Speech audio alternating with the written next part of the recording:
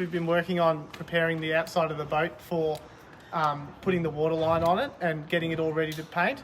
We've done a lot of work up the stem, refastening all the planks and pulling it all back together. It came back perfectly. It had a lot of old screws that have been put in, so we removed them and filled it all with gunk. All the stems been rebolted to the keel. We then went over and put patches where were needed, where it's bounced off a few rocks in its life, as well as a couple of planks that had the odd worm in it near the wet well. The wet well plugs have all been filled up, and we're going to put a new well closer in either side, so that allows the wet well to be pumped out if you don't want to use it for long periods of time. All these plugs have been made in the step formation, so they're bigger on the outside than on the inside. They've all been copper nailed so that they're not just relying on the glue as the planks expand and contract. The hull was sanded off with a belt sander, with a number of belt sanders with 40, 60 and then 80 grit. It's basically ready to be painted now. All the nails have been filled with epoxy, and we're just putting the last few splines in where the seams were a little bit too wide, but yeah, the boat's pretty much ready to go. The new planks have been put in right around the shear because there's always a lot of fastenings that get put into the shear plank, and as the chafing battens work off in the boat's life, the fresh water gets in and they always rot from the top down. So we've replaced the planks up the top where they were badly damaged. Yeah, so the boat's mostly planked in celery top pine. There's a couple of Huon pine boards in the stern, and we've replaced the damaged boards with Cedrata, which is a Durability 1 boat grade timber. It's fantastic to work with and will be perfect for the job. It's been all sanded and prepared for the painting. It's then been given 3 coats of wood preservative and 2 coats of ship-shaped grey undercoat throughout. It's filled up a lot of the small cracks and crevices in the planks. The garboard plank, which is the first plank of the boat, has been completely refastened and gunked to the keel. It was let off by about 4 to 5 millimetres in some spots, so it's really important to connect both sides of the boats together before we put the floor timbers in the boat, which is going to be one of the next jobs. At the moment, I'm just about to put the gunnel in the boat. It's going to be made of 2 layers, and that will be up here. It'll be about 8 to 9 inches deep and about 2 to 3 inches thick. It will then stiffen and strengthen the boat up for when we start putting the first deck beams in. We'll then be able to have the boat in a locked position. We can put the waterline on and paint the outside. Because we only get one opportunity to have the boat completely empty like this, and it's really important to make sure that, especially in the bilge area and also where lining boards and cabins get built, that we can never get to this timber again. So we want to make sure it's completely preserved and sealed. So the wet well in the boat as it originally was built was quite big. It went right from here to here and up to here.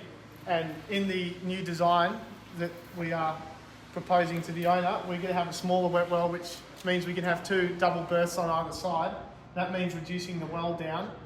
And at the moment, we're going to put 1 big wet well closer plug in either side. That allows us to fill the wet well and empty it whenever we like.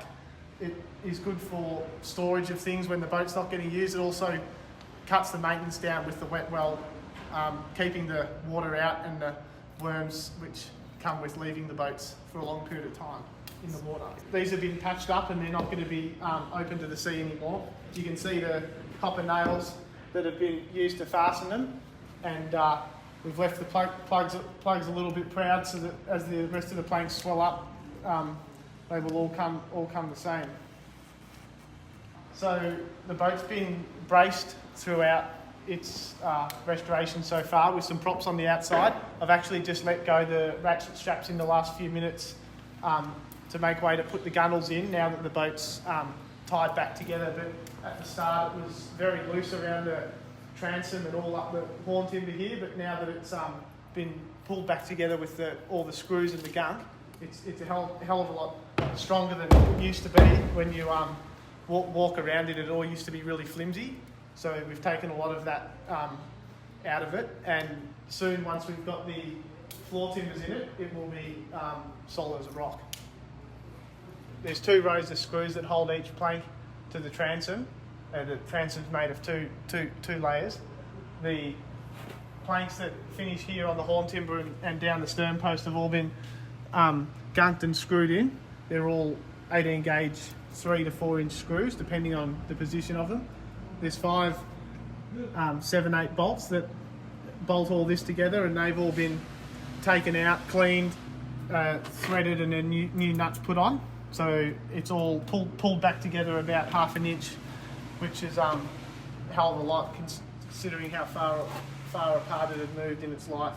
There's still a little bit more work to do down here on the keel with regards to the rudder and things like that. But yeah, the hull is all finished off up the top. So as the transom's all been plugged. The backbone and the structure of the boat, it is also the part that comes into contact if you ever run aground, so you want to make sure that it's completely solid and secure to the rest of the boat. There's no point having a big strong keel if the planks aren't connected to it properly, so we've made sure that that's definitely the case in this job. The original transom, except for the top board, which was quite badly rotten, as well as we're putting more deck camber in this boat than it originally had, so it was about 1.5 inches shy before it was even rotten, so we decided to put a new piece on the top. But the rest of it's been pulled out down to this board here, sanded, cleaned up, and then put back. So the transom was mostly taken out of the boat and put back again. Yeah, we go to great lengths to use the original parts of the boat where possible, because of it's beautiful slow growth timber that you can't easily source anymore, and the sustainability of keeping these old boats. That's the whole point of doing a project like this. If we replaced it plank for plank, it'd end up just being a new boat. But I think there's only about a dozen or so planks in the whole job that have been replaced. So that's a massive amount of original structure considering the scale of the job.